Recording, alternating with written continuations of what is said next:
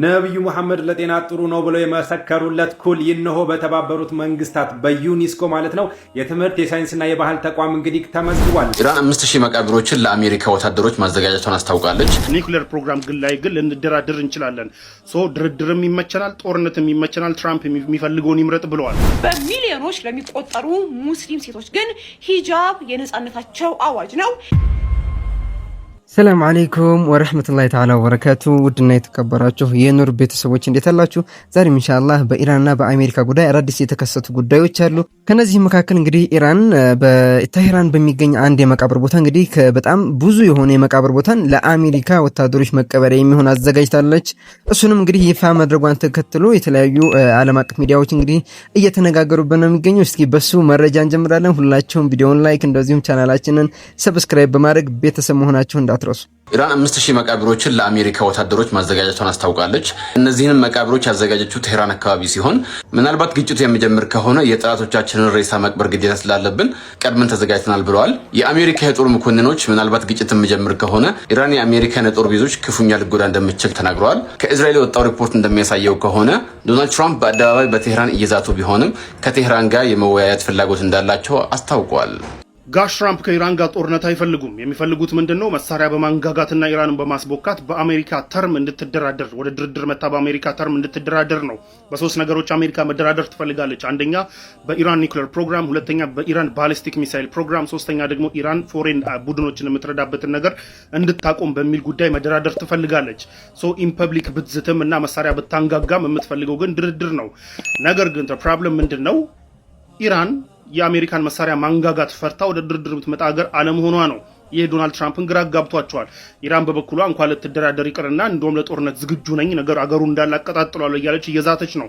ይህ ግራ ያጋባቸው ትራምፕ ኢንፐብሊክ ኢራን ላይ ቢዝቱም በጀርባ ግን ተደራዳሪዎች እየላኩ ኮንታክት እያደረጉ እንደሆነ ነው እየተነገረ ያለው። ሚድል ኢስት ሞኒተር የእስራኤል ሚዲያዎችን እንዲሁም ደግሞ የተለያዩ ሚዲያዎች ይዘውት የወጡት ሪፖርት የሚያሳየው ምንድነው? ትራምፕ ኢንፐብሊክ ቢዝቱም ከጀርባ ግን በሶስተኛ ወገን ድርድር ለማድረግ እየሞከሩ እንደሆነ ነው። ሳውዲ፣ ቀጠር እና ተርኪ መሀል ላይ ገብተው ኢራንና አሜሪካ መካከል ኮንታክት እንዲኖር እየሞከሩ ነው። ላይክ ውይይት እንዲኖር እየሞከሩ ነው። በሌላ በኩል እንግዲህ የኢራኑ መሪ መስዑድ ያሉት ነገር ምንድነው? ለድርድር ዝግጁ ነን፣ ነገር ግን ትራምፕ የሚይዙትን ዛቻቸውና የማስፈራራቸውን የሚተው ከሆነ ተከባብረን እንደ ሀገር ተከባብረን ወደ ድርድር ለመምጣት ዝግጁ ነን ብለዋል። ቢኮዝ ላይክ አንተ ዛቻ ፈርተው ድርድር ከመጣ ኦልሬዲ እኮ ተቀብለሃል ማለት ነው። ፈርተህ ከመጣ አሁንም ዲክቴት ልትደረግ እንጂ ልትደራደር አይደለም የምትመጣው። የተባልከውን ተቀብለህ ልትሄድ ነው። ይህን አንቀበልም፣ ማስፈራሪያ ምናምን የሚባለው ነገር ካላቆሙ በስተቀር ወደ ቴብል አንመጣም ብለዋል የኢራኑ መሪ። የኢራኑ መሪ ይህንን ሲሉ ደግሞ የኢራን ፎሬን ሚኒስትር ደግሞ አባስ ምንድነው ያሉት? ለድርድር ዝግጁ ነን፣ ለጦርነትም ዝግጁ ነን። ስለዚህ ትራምፕ የተመቸውን መምረጥ ይችላል። ጦርነትም ካለ ይመቸናል፣ ድርድርም ካለ ይመቸናል ብለዋል። ነገር ግን ድርድር ሲባል ግን በእነዚህ ቅድም በነገርኳቸው ሶስት እንትኖች ሳይሆን በኒውክሌር ፕሮግራማችን ላይ ብቻ ነው የምንደራደረው። ስለ ባሊስቲክ ሚሳይል አሜሪካ አያገባትም። ማንም አገራችን እንዴት አድርገን ዲፌንድ ማድረግ እንዳለብን፣ በየትኛው መሳሪያ ዲፌንድ ማድረግ እንዳለብን ማንም ሊነግረን አይገባም። በባሊስቲክ ሚሳይል እና በሌሎች ጉዳዮች ላይ አንደራደርም። በፎሬን ሪሌሽናችንም ላይ አንደራደርም። በኒውክሌር ፕሮግራም ግን ላይ ግን ልንደራደር እንችላለን። ድርድርም ይመቸናል፣ ጦርነትም ይመቸናል፣ ትራምፕ የሚፈልገውን ይምረጥ ብለዋል። ናው በሶስተኛው ወገን ኮንታክቶች እየተደረጉ እንዳሉ ይታወቃል። ቢኮዝ ላይክ ኢራን ላይ ጦርነት መክፈት በዚህ ሰዓት ማለት ነው ለማንም ፖይንትለስ ነው። ለአሜሪካም አይጠቅምም፣ ለኢራንም አይጠቅምም። ሆል ወርልድም ኪሳራ ነው ይዞ የሚመጣው። ይህንን ተከትሎ ነገሮች በድርድር እንዲያልቁ ሶስተኛ ወገኖችም ገብተውበት ከጀርባ ኢንፐብሊክ ዛቻዎች ቢኖርም ከጀርባ ግን ድርድሮች አሉ። አት ዘ ሴም ታይም ግን ትራምፕ ነገ ምን ያደርጋሉ የሚለው ነገር የሚታወቅ ነገር አይደለም። ትራምፕ እንደምታውቁት አንፕሬዲክተብል ናቸው። አይደለም ለሌላው ይቅርና ለገዛ ካቢኔያቸው ራሱ አንፕሬዲክተብል የሆኑ ሰው ናቸው። ነገ ምን ሊያደርጉ ይችላሉ የሚለው የሚታወቅ ነገር የለም። ፋይናል ዲሳይድ ሊያደርጉ ይችላሉ። ጦርነትን በቃ ዝም ብለን እንዋጋ ሊሉ ይችላሉ። ኤኒዌይ ግን አሁን ላይ ባለው ግን በሶስተኛ ወገን ድርድሮች እየተሞከሩ እንዳለና ትራምፕ የፈለጉት ማስፈራሪያ ሰርቶ ኢራን አለመፍራቷ እንዳልሰራላቸው እና ያ ደግሞ እንዳሰጋቸውና ግራ እንዳጋባቸው ነው ሪፖርቶች እየወጡ ያሉት። አይ ገስ ዊ ዊል ሲ። ነብዩ መሐመድ ለጤና ጥሩ ነው ብለው የመሰከሩለት ኩል ይነሆ በተባበሩት መንግስታት በዩኒስኮ ማለት ነው የትምህርት የሳይንስና የባህል ተቋም እንግዲህ ተመዝግቧል። በሀገራችንም በባህላዊ መንገድ ኩልን እንደምንጠቀም ይታወቃል። ነብዩ መሐመድም ከመተኛታቸው በፊት አንድ አይናቸውን 3 ጊዜ ሌላኛው አይናቸውን 3 ጊዜ እንደሚቀቡና ኩል ደግሞ አይንን እንደሚያጠራና የአይን ጸጉሮችን እንደሚያሳድግ የመሰከሩለት ኩል ማለት ነው ታሪካዊ አመጣጥ አለው። ይነሆም በመጨረሻም ዩኒስኮ ማለት ነው እንግዲህ ለአይን በጣም ጠቃሚ እንደሆነና ደግሞ ማለት ነው አመጣጡ በጣም ረጅም ጊዜ የሆነ ታሪክ እንዳለው በማድረግ እንግዲህ የትምህርት የሳይንስና የባህል ተቋም የተባበሩት መንግስታት ሊመዘግበው ችሏል ማለት ነው። ኩል አብዛኛውን ጊዜ ማለት ነው በተለያየ ሀገር የተለያየ ቋንቋ አለው። እኛ በሀገራችን ኩል የምንለው በአረበኛው ቀጥታ የመጣውን ራሱን ኩልን ነው እንደሆነ ይታወቃል። ኩል የሚጠቀሙ ሰዎች ማለት ነው እድሜያቸው በሚገፋ ሰዓት ላይ ልክ እንደ ወጣት አይናቸው እንደማይደክም ማለት ነው በችንም ትላልቅ ሰዎች አይናቸው ጥርት ብሎ መመልከት ሲችሉም አይተናል ማለት ነው። በመጨረሻም ይህ ታሪካዊ የሆነውና በነብዩ መሐመድ የተመሰከረለት ኩል በዩኒስኮ መመዝገብ ችሏል። እስኪ እናንተ ስለ ኩል ሐሳባችሁን በኮሜንት አሳውቁኝ። ለተመሳሳይ መረጃ የፕላስ ምልክቱን መጫናችሁን አትርሱ።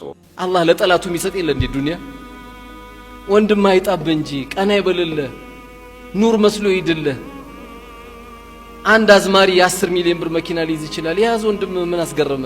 መስጊድ የገባ ቂብላ የገባ አረ አላህ ይልቀቅበት በለና ዱዓ አድርግለት። በሽተኛ ነው እኮ የምትሆነው። አሁን ኮቪድ ይባላል። ከኮቪድ ይብሳል። ይሄ ትልቅ ኮቪድ ማለት እኮ በወንድም ላይ መቀናት ነው። እንደው ማጨነቅ ያለብህ መቼ ነው? ወንድም ሲያጣ ህመም ነው አላንተ። ወንድም ካጣ ሚስቱ ትጨነቃለች። ወንድም ካጣ ልጆች ይጨነቃሉ። ፍላጎታቸው መሙላት አትችልም። እኛ ምንቀናናው ጉርጓድ ውሃ በቆፈረው ሰውዬ አይደለም። እኛ ብንቀናናው የቲምን በከደመ ሰውዬ አይደለም። እኛ ምንቀናናው እኛ እዚህ ተቀምጠን አንዳንዱ እኮ ይገርማል። ሰፈር ሱቅ ላይ ቆሞ እንዴት ቀደመኝ ይላል። መርካቶ ገብተህ ታዲያ ጆንያት መሸከም አትጀምርም እንዴ? ምክንያቱም መላእክት ዶላር ይዞለት እንዲመጣ የሚፈልግ ሰው አለ። እንዲህ ደግሞ የመጣም የለም ወደፊትም አይመጣም። احرص على ما ينفعك واستعن بالله ያሉት ነብዩ አለይሂ ሰላቱ ወሰለም ለሚጠቅም ነገር ጥረት አድርግ ከዛ በኋላ በአላህ ላይ ተመካን የተባለው። አንተ ጥረት ስላረክ አይደለም። ጥረት ባረገማ ቢሆን በደከመማ ቢሆን ሰፈር ጤፍ የሚያመጣልን እኮ ወፍጮ ቤት ያለው ሰውዬ እኮ 30 አመቱ ነው። የሚወጣው ላብ እኮ ቀላል አይደለም። አንዳንዱ ደግሞ አላህ ያመጣዋል ከገጠር ይመጣል። ሁለት አይነት ነጠላ ጫማ ነው ለብሶ የመጣው 6ኛ ፎቅ ጀምር ያለው ይላል። በዚህን ጊዜ በሽታ ካለበት ያዞራል። በቃ ቂብላ ይጠፋል። አላህ ምን ማረጉ ነው ትላለህ። በቃ ምን አገባህ አንተ? ለፈለገው ሰው አላህ ይሰጣል። አንተን አማክሮ አላህ ይስጥ እንዴ? የአላህ ውሳኔ እኮ ፓርላማ ላይ አይደለም የሚጸድቀው፣ ራሱ አጽድቆ ጨርሷል። ለፈለገው ይሰጣል። አላወቅም እንጂ ላንተ የተሰጠው ብትቆጥረው ደግሞ ቆጥራት ጨርሰው። ዛሬ ስለ ሂጃብ እናወራለን። ምክንያቱም ደግሞ ዓለም አቀፍ የሂጃብ ቀን እየተከበረ ስለሚገኝ እንደሚታወቀው ሂጃብ ለአንዳንዶች ተራ ጨርቅ ነው፣ ለሌሎች ደግሞ ሚስጥራዊ መጋረጃ ሊመስላቸው ይችላል። ነገር ግን በሚሊዮኖች ለሚቆጠሩ ሙስሊም ሴቶች ግን ሂጃብ የነጻነታቸው አዋጅ ነው፣ የማንነታቸው መገለጫና የልባቸው ኩራትም ጭምር ነው። ዛሬ ፌብሩዋሪ 1 ዓለም አቀፍ የሂጃብ ቀን እየተከበረ ይገኛል። ይህ ቀን የሚከበረው ታዲያ ስለ ሂጃብ ያለውን የተሳሳተ ተግባር ለመቀየር ሂጃብ ለብሰው ዓለምን ለቀየሩ ሴቶች እውቅና ለመስጠትም ጭምር ነው። ሂጃብ ለስኬት እንቅፋት ነው ለሚሉ ሁሉ እነዚህ ሴቶች በተግባር ምላሽ አሳይተዋል። የየመኗ ታዋኩል ካርማንን ብንመለከት ሂጃብ እንደለበሰች ለዲሞክራሲ ለሰላም በቆመች ጽኑ አቋሟ የኖቤል የሰላም ሽልማት ማሸነፍ የመጀመሪያዋ አረብ ሴት መሆንም ችላለች። ወደ አሜሪካ ስንሻገር ደግሞ ኢልሃም ኦማርን ማየት እንችላለን።